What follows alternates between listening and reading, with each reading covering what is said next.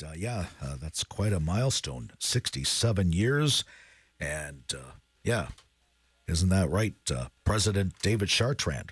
That is absolutely right. 67 years. You've got to give him hats off and bend your head, bow your head, that you can stay united no matter what, through hell and high water, and still show that it can be done. So 67 years. In fact, I'm not even that old.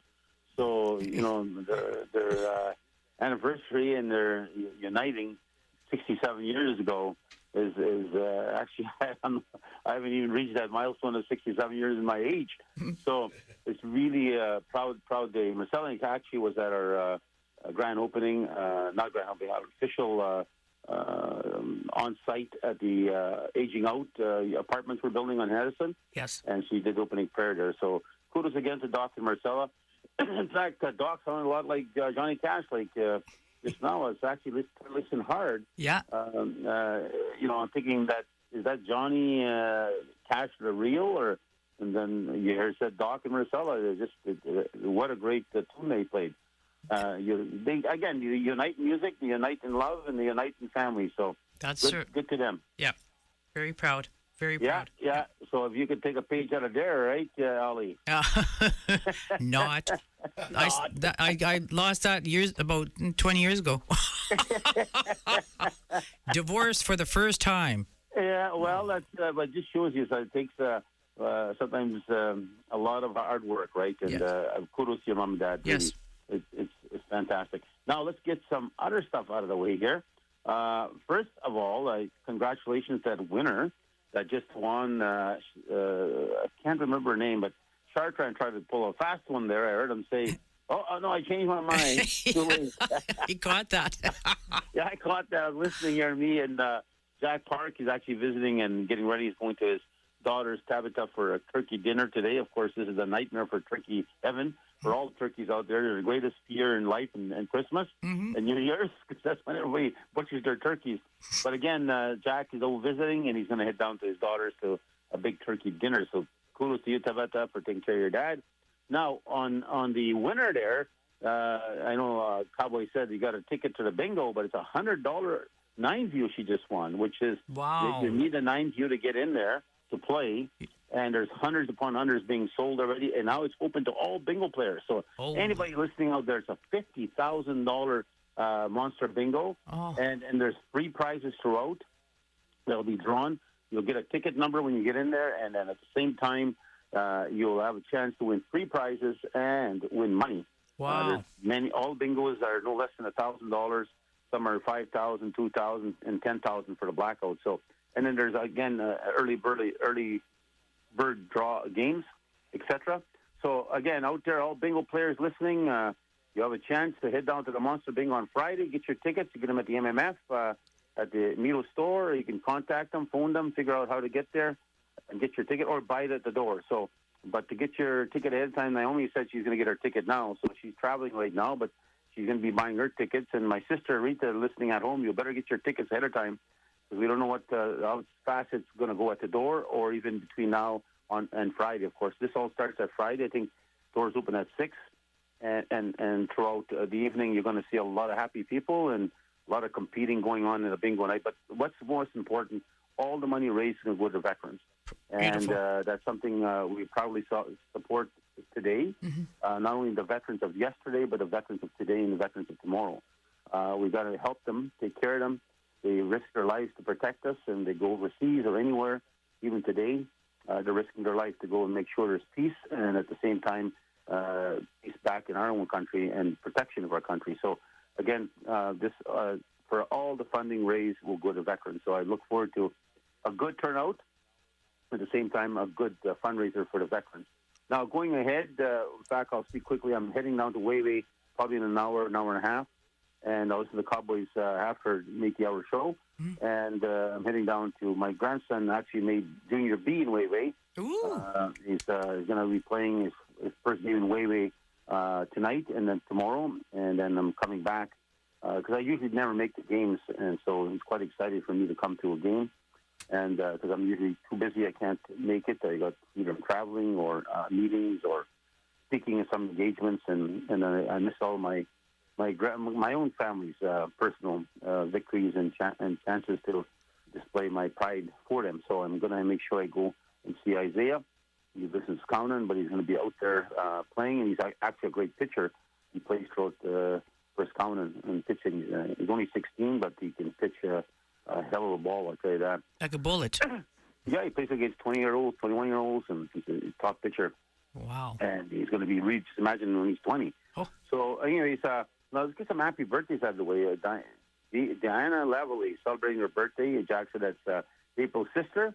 She's celebrating her 36th birthday, and she lives in Selkirk, and she sits on the blackboard. So, again, happy birthday to you, Diana, from your family and from the MMF. Happy birthday to Jesse Vogan and Just Stanley Electric as a Métis businessman, hires Métis business people, electricians and plumbers and so forth and so forth. And his birthday is October 8th, so happy birthday, Jesse. I hope you're listening. And happy birthday to Heron Dong. We got him several years ago from Toronto. He moved out here, and he's an engineer and is involved in handling our steel frame houses. So he's actually a Canadian citizen now. He just got approved recently, and he's been in Canada for quite a number of years, but he had to wait for years to get his Canadian citizenship.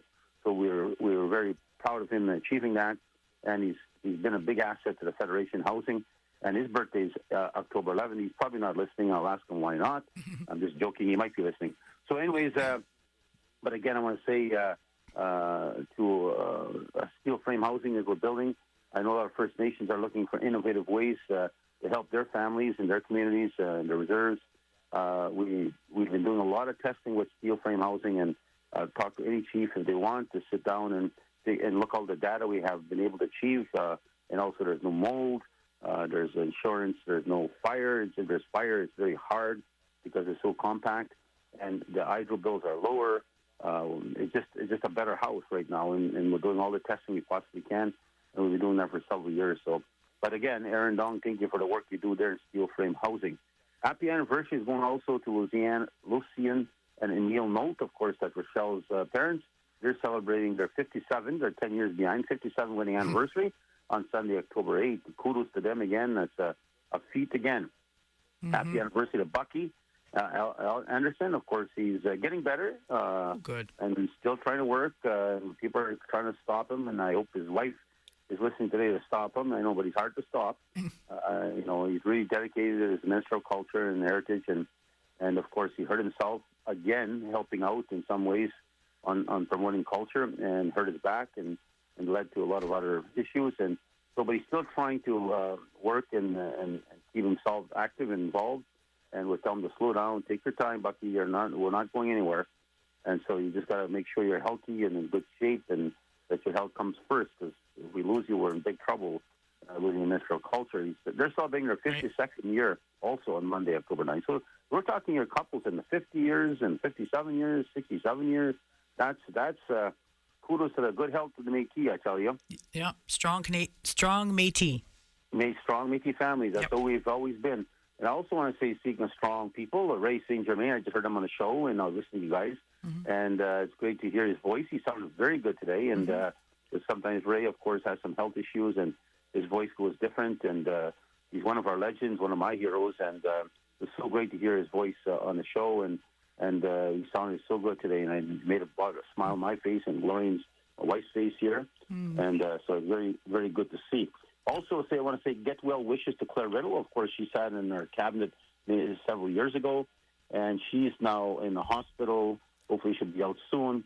They had a scare thinking it was cancer. They realize it's not now, which is good, but she's still ill and facing some health issues. So I'm very, very, very, very pleased to hear that. We sent flowers, of course, in a gift basket to show that we care and that she's part of our family. And as a Métis Nation, we always take care of our own. So good, Claire, so get out of there soon. Give me a ring and we'll talk as soon as you get out of the hospital. And so let's not forget it's Thanksgiving also. This is a time to share. This is a time to invite other people. And I say this openly here now on the show because as my mom used to do and Gloria does when we're in Duck Day, she'd take food out to those bachelors that probably not married, don't have a family. And when we're cooking Duck Day, we're always in Duck Day. This time we're not. We're here in Winnipeg.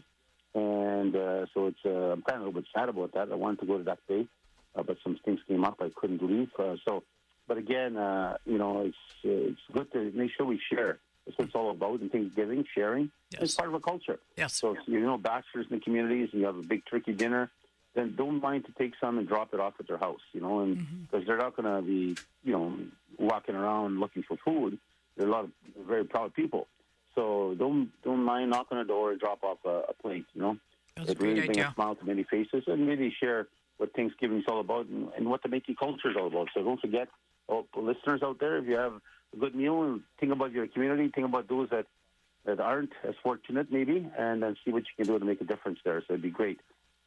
Now, also, election results. You guys were talking about it, and on the show, of course, we have a first-time First Nation premier in this province, and kudos to Wab Kinew.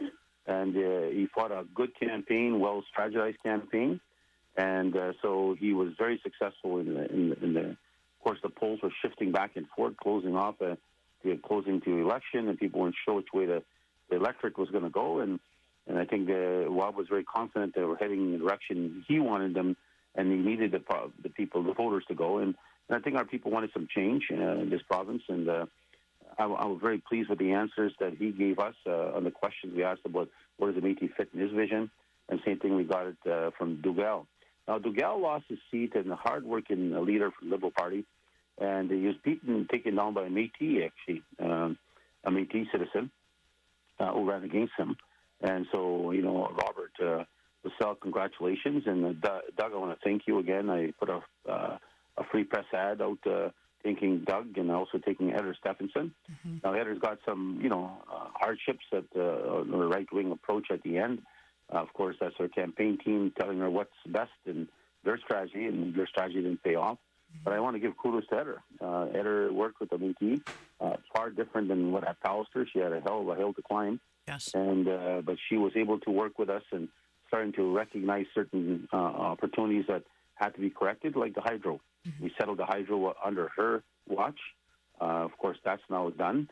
That was the Pallister, of course, who used us as a tool when he was fighting against the hydro board, and used the MMF as his tool, his weapon, and blamed us for part of his failure.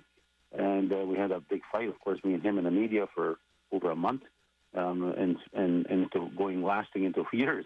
Yeah. So Heather, thank you for that. And at the same time, she also transferred over the economic funds to us that we manage it ourselves. That was a $10 million transfer, and she also gave us $10 million for the museum. So there's things that she did do, which aren't broadly broadcast because it's focused on some of the negative campaign that came out and some of her other policy positions. But from our side, I give her kudos in the work she did and the leadership she brought. And I really, really was taking her speech at the end, the way she spoke to Wab in her speech, the way she expressed her message to Wab. Yes. In partnership and kudos and supporting and accepting the decision of Manitoba. And giving kudos to Wab for winning the election. So that was classy. It was a classy statement, classy presentation that she, at the same time, plans to resign from her leadership. And I don't know if she's going to stay on as an MLA after that, but she's still going to stay on as leader right now until Newman is elected. So look forward to that election. That will be coming up in the near future. I hope we never get another Pallister. No. And I hope he stays in Costa Rica, wherever the hell he is. That's right. But speaking of candidates, I was very taken by those 5 candidates that are Métis. Mm-hmm. All 5 got in. Mm-hmm. And it's Tyler Blasco in Lajmodiere, Renee Cable in Southdale, Billy Cross in St. River, Robert Lassell in St. Boniface, who took out Dougal, Bernadette Smith, of course, playing Douglas, my cousin, and a strong worker in that region, and she's always protecting her Point Douglas area. Mm-hmm. And the husband of the Reverend Métis woman, Glenn Simard. So his wife's Métis, and she's in Brandon East. And so kudos to him. Other citizens that also ran, Linda Marcus in Thompson, Charlotte Larocque, Regine Caron also ran for those. These are Métis. Kudos to all of them, each and every one of them, for putting their name to run in the election. Of course, there's First Nations that also ran out there, and First Nations that won. Kudos to all of them. So again, it shows we're finally making some headway in politics. Yes. Let's hope that they don't lose their my mom always told me, so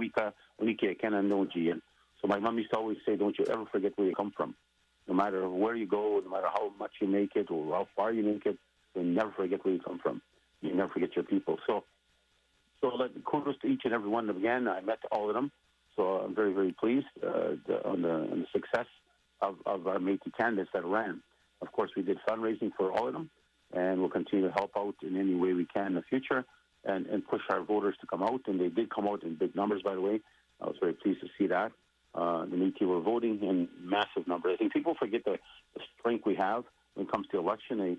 They lose the focus, and they don't realize how big of an impact the Métis do make, because our people vote, and they come in big numbers. So don't forget the AGA now is coming up October 13, 14, 15, and we actually are running out of space. We're getting a tent now. We're moving our store outside instead of inside. We have to take the bottom floor at the Assembly Downs. The registration has gone absolutely crazy. It's just there are thousands and thousands coming in and running out of hotel. We have no hotels, by the way, already. That's exciting. We're trying to figure out if there are any vacancies coming in the hotel somewhere. We're trying to grab them, by the way. It is a jam-packed assembly. Perfect. And it's beautiful. It makes me so proud as a leader. People are so interactive with the government. They want to be part of it. And there's a lot of locals even right now, because we're allowing 10 because this special time as we move forward per local is a follow-through when the treaty was voted on by our people, unanimous, by 3,000 people. And so we're moving now to the signing of the treaty, and that's supposed to take place October 14th, and there's something going to be changing from Canada. I hope that doesn't take place, but there is a guarantee it's going to be signed. Maybe not on October 14th now they're saying, but it's going to be signed. Well, I'm not happy with that. So I'm in dialogue with Canada right now to make sure that, they're guaranteeing the treaty will pass. But at the end of the day, I want the signing in front of my people. It's good. I'll sign it and maybe in Ottawa or somewhere, but I'd rather sign it in front of my people. And so I'm looking forward to that taking place. And I've already echoed my sentiments to some of the ministers I've been talking with, and I also sent a letter to the Prime Minister yesterday echoing my issue on this issue, because if bureaucracy or cabinet shuffle is causing a delay, it shouldn't stop progress. It can't. Right. So that discussion is still underway, and I'm hoping that the Prime Minister will correct this position of the new minister, because he's brand new. Mm-hmm. His name is Gary, and he's trying to find his footing, I guess, but he can't stop the work that we canceled September Assembly because of this. The minister asked us, Miller asked us to cancel it and move it to October, because he had to get it to a cabinet and the work he had to do in getting it passed, the policies and rules. So he said in October 14, I'll personally come and sign it, because that was the position of Mark Miller.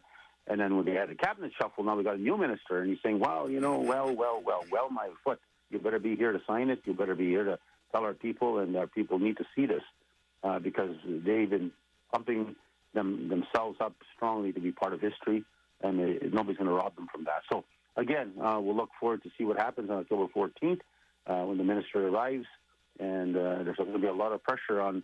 He's a new minister, but it doesn't give them reasons not to fulfill their obligations. So, but we'll keep you posted on that. But I'm still looking for thousands, estimated 4,000 people at this assembly. Wow. 4,000. We just looked at the Métis Nation of British Columbia. Jason from BC is working with us here. He was watching that, and he said there's maybe 120 people there. Wow. Now you look at our assembly, there's 4,000 people there. You see where the action is. Of course, our Métis government is the strongest of anywhere, and truly the only government that you can count on. So, again, when we move forward, I look forward to our advancement and moving to a direction and addressing my people's needs when it comes to housing, unemployment. Speaking of housing, we even got more people buying houses. I am so proud of this program.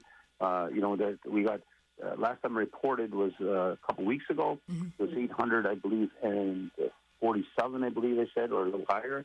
It's at 883 now.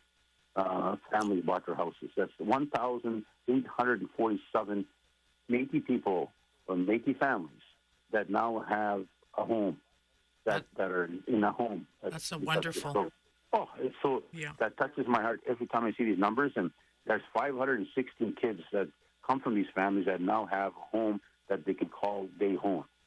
So they own these houses, 883 of them, and you just look at it, the total value of the homes, Naomi, $201 million. Wow. $200 million is the value. We had them all up.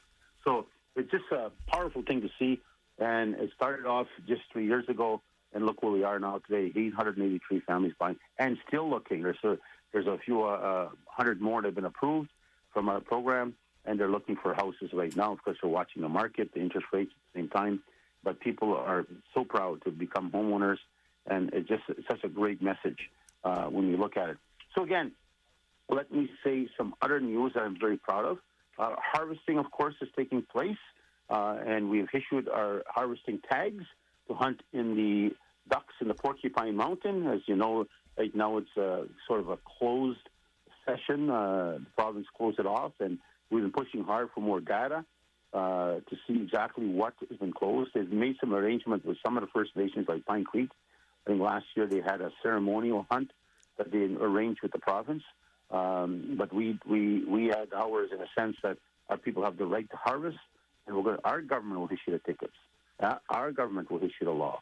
Our government, the Métis government, will issue the passes. So people have applied, and I think all those brave people that were being threatened and warned by a Pallister during his regime that they would charge them, take away their trucks, take away their guns, and some people did get a little nervous, walked away, and were scared to lose their private possessions.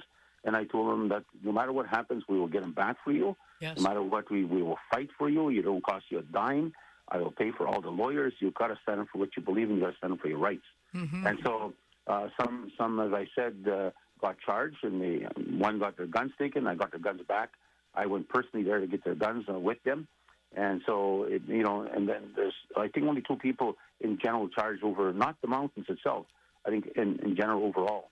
There might be one yet from the mountains with that were charged, but we want to go to court. Government doesn't want to go to court. So if you want to charge my people, then go to court. Don't try to scare them. Don't try to harass them. So this year is a different story. This year the province is finally come to their senses. They know we have Section 35 rights. They know that we have harvesting rights as a Métis people. And so this year we have 22 arrangement 22, because we actually have 26 licenses we give out.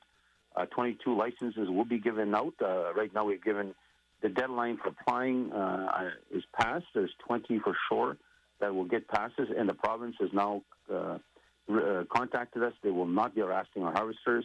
You've got to have your harvester card if you're stopped by a conservation officer. You've got to have your law book with you, make sure, and your tags. And you have a special tag for the mountains.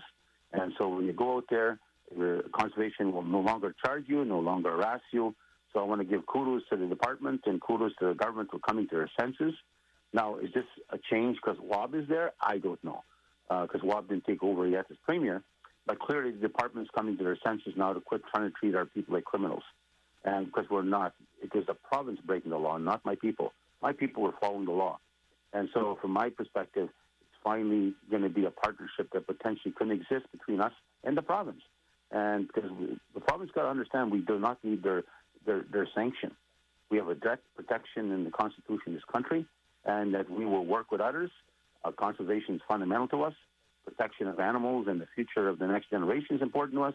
But don't you dare try to threaten my people and scare them. That's why I stood firm on this. I never backed away from this.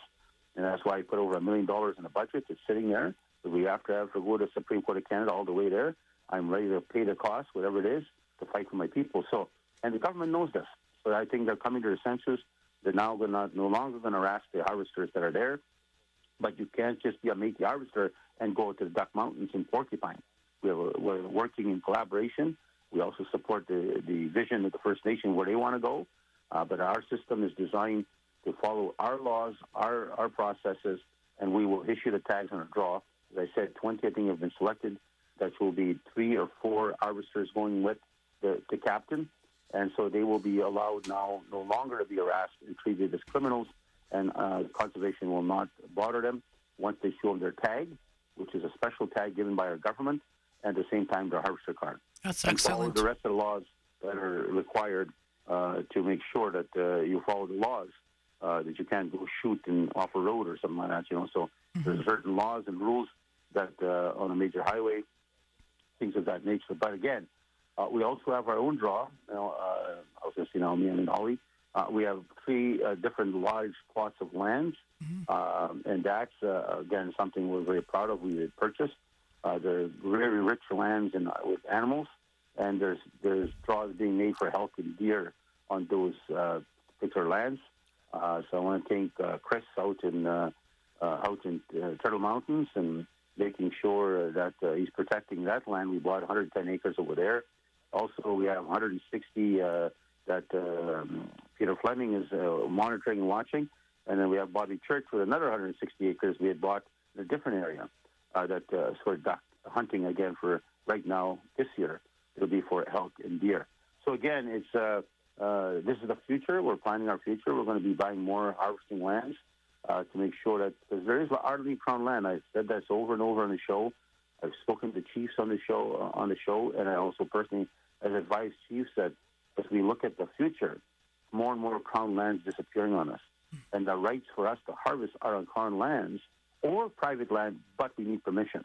So that's how the law works today, and so that's why, from our perspective, we're buying land to protect the next generation, so they always have a place to harvest. So, anyways, good news on this. You won't be charged. You won't be harassed.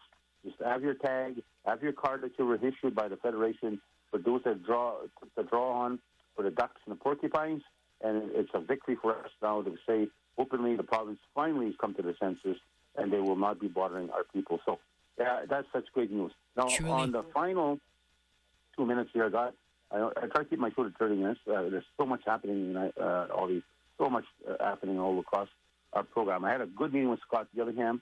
That tour was excellent. The downtown, of course, we bought 200 Main. You'll see the Wild Vanessa signs on there. They'll be coming down. November 1st, we take possession, and you'll see MMF signs coming up. Perfect. And I took a tour. It is such a beautiful building. We're moving close to 300 staff there. I'm still staying at 150 Henry. I'm still staying in that part of the city. I believe support that area. It needs help, and I'm still staying in my office. But there'll be 300 staff moving over there, and we have over 300 and something staff at 150 Henry. So, again, it really is a solid message. We talked about homelessness. We talked about how we can work together as a city, the province, the MMF, the First Nations, maybe as leaders, come together on taking on the challenge and addressing the homeless issue. Because the homeless issue is not about a shelter only. There's mental issues. There's addiction issues. There's those that affordable issues. There's all different reasons that make people homeless. So we need to tackle them by category. And the mayor spoke of Houston, that they're very successful in Houston right now, in the city of Houston. And so taking a page out of there. So we're having a meeting. He's working on setting up a meeting with the Wildwood Inn, and that we all sit down and figure out a solution, and then help with the organizations that are trying to do their part to help with homelessness. But it's got to be tackled with leaders coming to the table and bringing money. I'm willing to bring money to the table to help the homelessness issue and figure out what we can do to help, because winter is coming and there's so much fear we should have. Where did they go? And it's a danger, and we need to help them. So again, that's happening, and of course, I'm pushing hard for the Christmas cheerboard. I'm still indicating. I asked the city for a building. If there's one, I'm willing to put up $1 million to help the Christmas cheerboard to buy a home. They need a home. And they help 22,000 families every year, and lots of them are families, First Nation, Métis families, and non-Métis families, and non-Indigenous families. So we need to do our part to help the Christmas cheerboard. I hope they're listening. And MMF is leading this fight, and I want to get a permanent home for them so they never have to be searching and bumming to see if they can find a place to store all the great presents and food that makes every child happy. Every child should have Christmas. So we'll talk to you guys next Saturday. Thanks to my wife again for spoiling me this morning, surprising me with some stuff she bought me. I don't want to say what they are, but she bought me some stuff that made me happy. So again, and I'll give you one thing. Someone got me nice underwear. Yay! Thank you for everything. We'll talk to you guys next time, and a nice pair of shoes he bought me for hunting. Okay, we'll talk to you guys. I'm with the Cranberry after the assembly to go hunting. Tell them nobody will be harassing me out there. So and take happy care, everybody. Thanksgiving. We'll talk to you soon. Okay, bye. Okay, bye-bye.